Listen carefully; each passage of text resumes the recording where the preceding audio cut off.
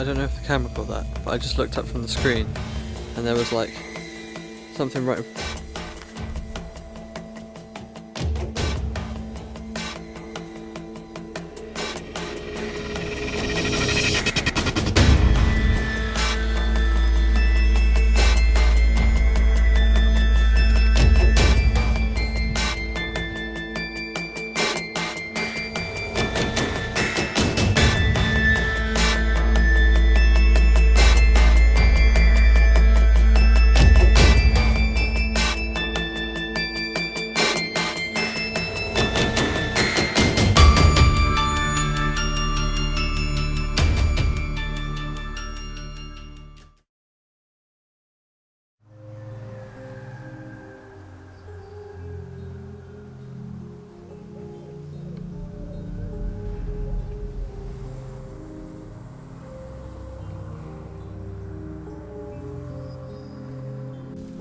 If you were to say the name Borley to almost anyone living in East Anglia, most would know the place you're talking about. The home of the most haunted house in England. Shadow Paranormal performed an investigation in Borley in 2012 which proved to be very quiet with little activity. This time around we plan to dig deeper into the history books and look at some of the myths and legends surrounding this tiny Essex hamlet.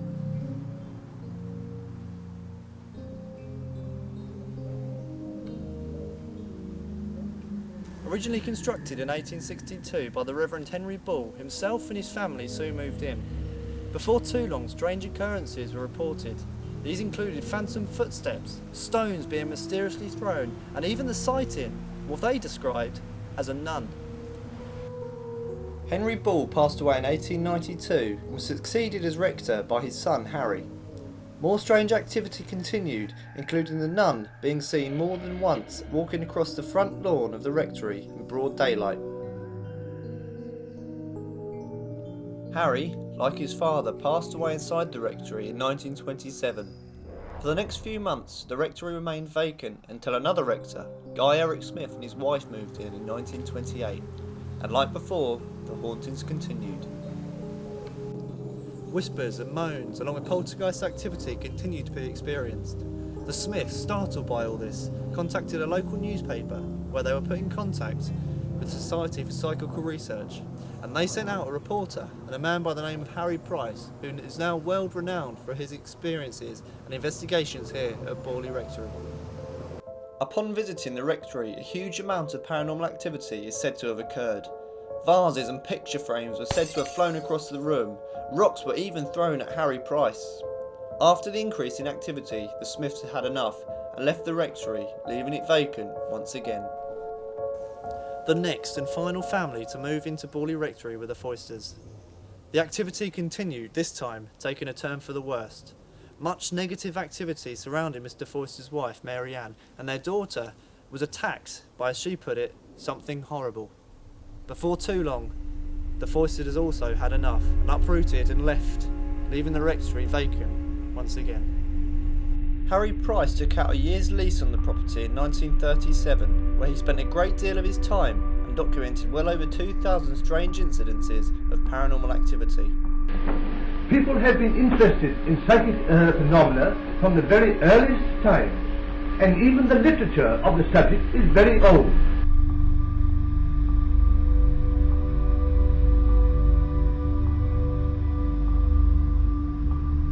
The rectory burned down in 1939, and some people will tell you that the fire had paranormal origins, but it's actually believed it was caused by an oil lamp accidentally being overturned by the owners at the time. During the blaze, onlookers said they looked up to the top windows to see strange, ghostly figures staring back as the rectory slowly crumbled down to the ground.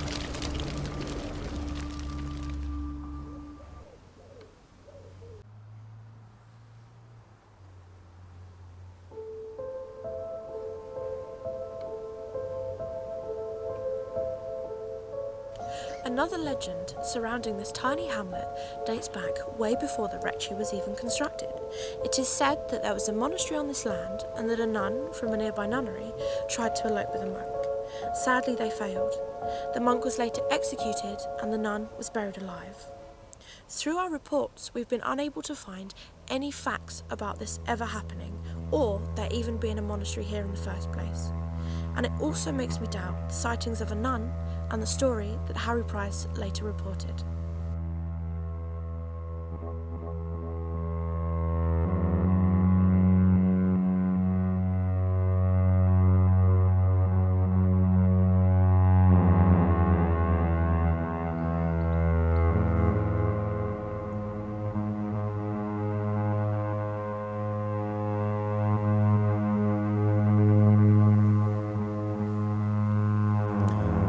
In the churchyard, there's been many different reports, including this footway.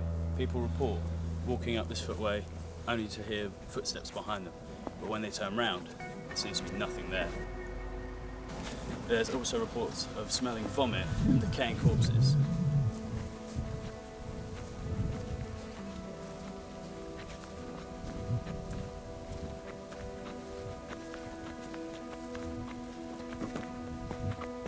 As we come to the back of the church, people also report around the back different reports of poltergeist activity, people being touched. You can hear what appears to be stones being thrown. Maybe this will be the spirits trying to get our attention tonight.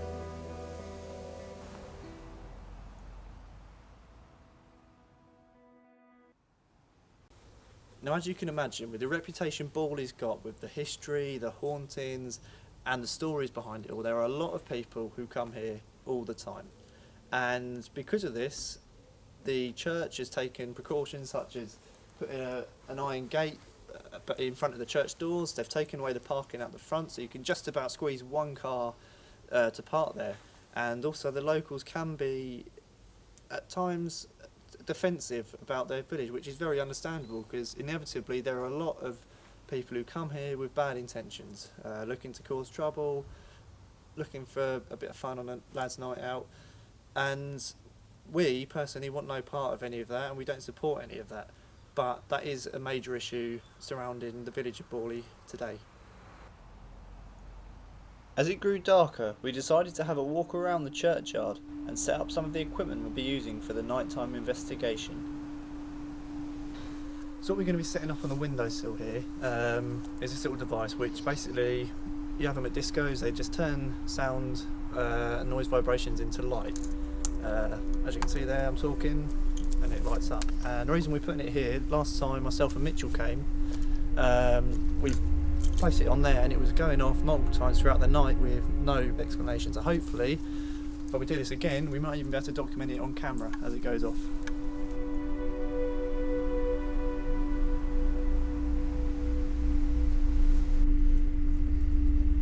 There have been reports of poltergeist activity here before, so we've got a motion sensor and I'm just going to lay it next to that grave over there.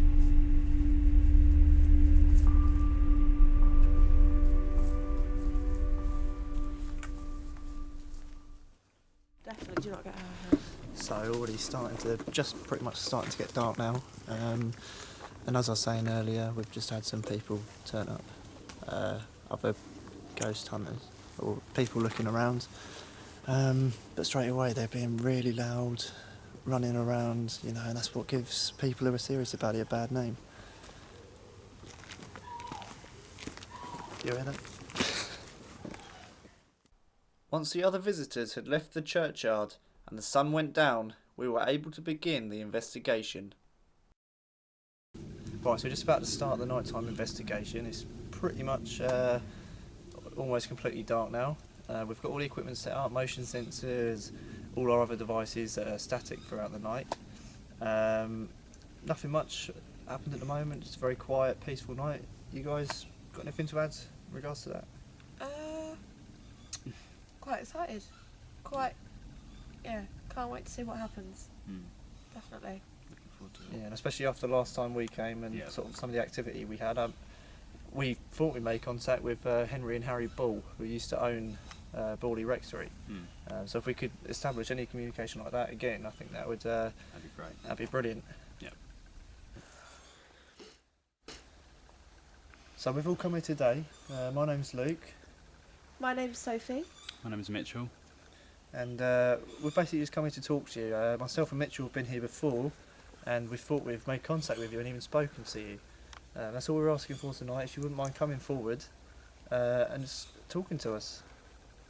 I haven't been here before, so it would be nice if you could introduce yourself to me in any way. Yeah, I'm just here to say hi and hopefully to get in contact. Well, last time me and Luke were here, I had a very good conversation with Mr. Bull at the grave behind you.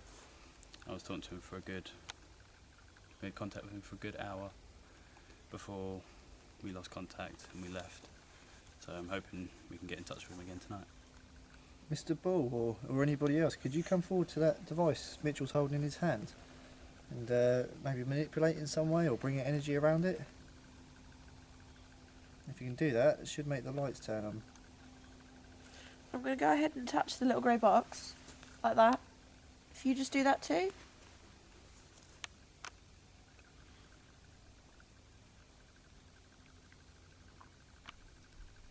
Maybe there's another way you'd like to contact us.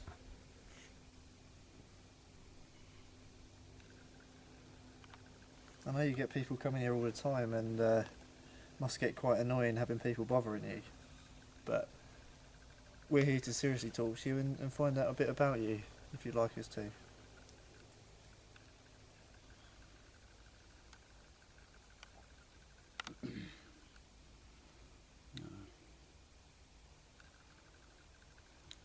Towards his grave. Yeah. Mr. Bull, my name is Mitchell. I spoke to you about a good month ago. We had a good little chat about you. Do you remember me at all?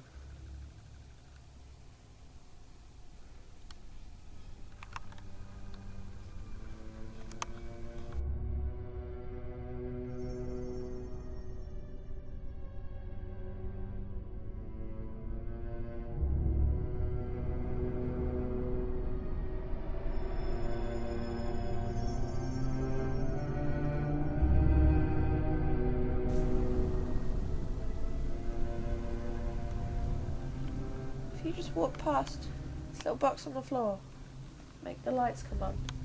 It's just to let us know that you're here. We're not going to harm you in any way.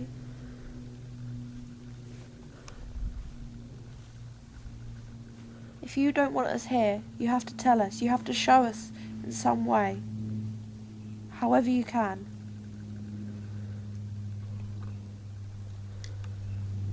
Can you come and talk to us in this little device I'm holding in my hand?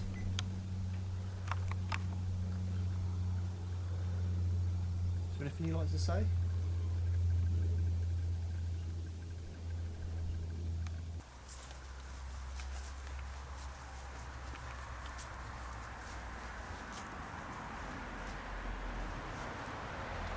Is there anybody here? Are you the one that likes to walk up and down this path?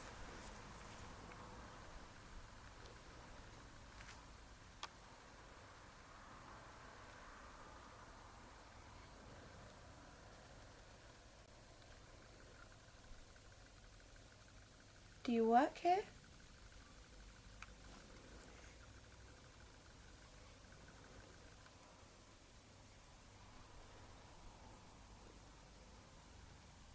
Do you like people coming to visit you?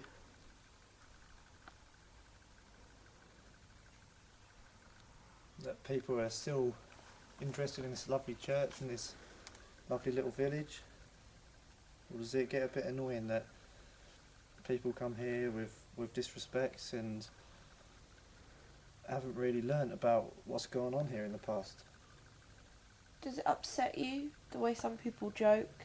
Some people think it's funny to disrespect you?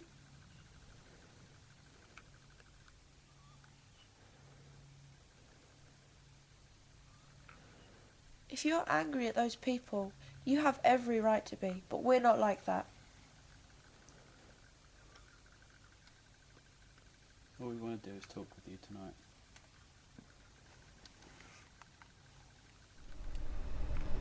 Due to the fact we weren't receiving any activity, I decided to try an experiment. People say they've heard footsteps following them up the main pathway, so I decided to get Mitchell to walk up on his own and put voice recorders on the floor, trying to see if we could capture any footsteps following him. Okay, alright Mitchell, ready? 3, 2, 1, go.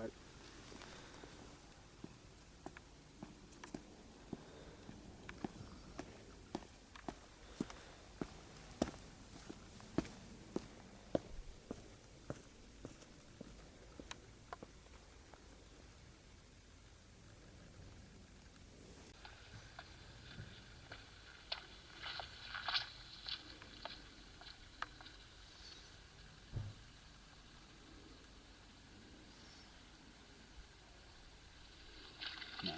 Didn't hear anything after that either. No. You guys any feeling anything different now?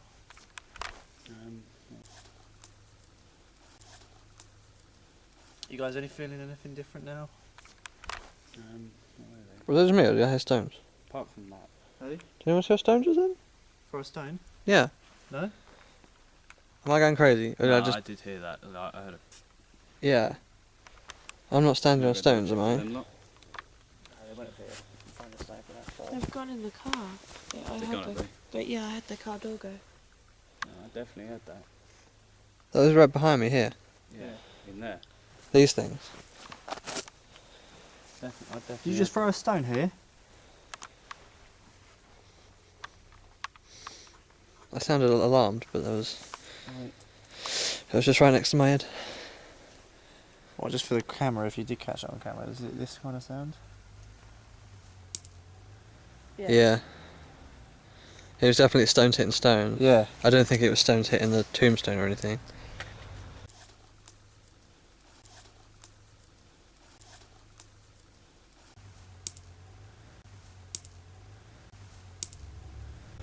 Did you just throw a stone? Would you be able to do that again?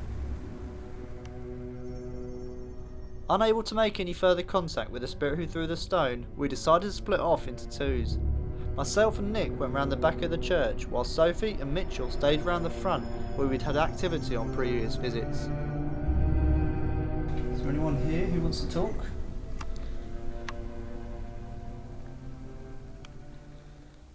Anything you'd like to say?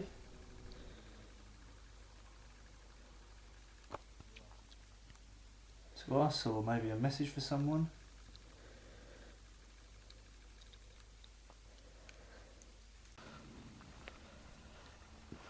Mr. Bowl, it's me again. We're not going to be here for much longer tonight, so if you want to say anything, now would be the time.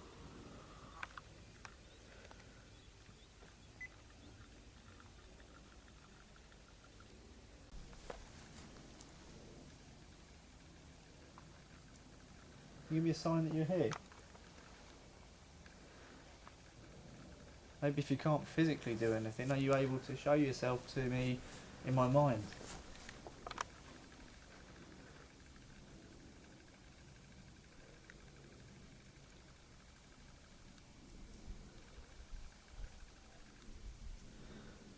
Ooh. I don't know if the camera caught that, but I just looked up from the screen and there was like something right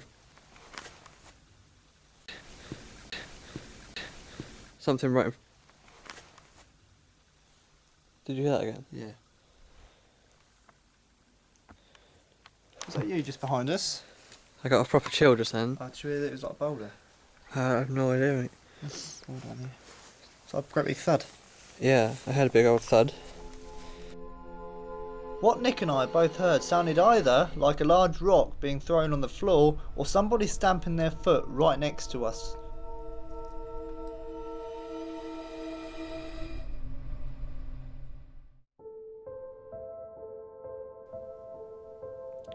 Our investigation at Borley finally came to an end, and although the site isn't as haunted people claim it is, there still is something very strange going on in this tiny haunted village.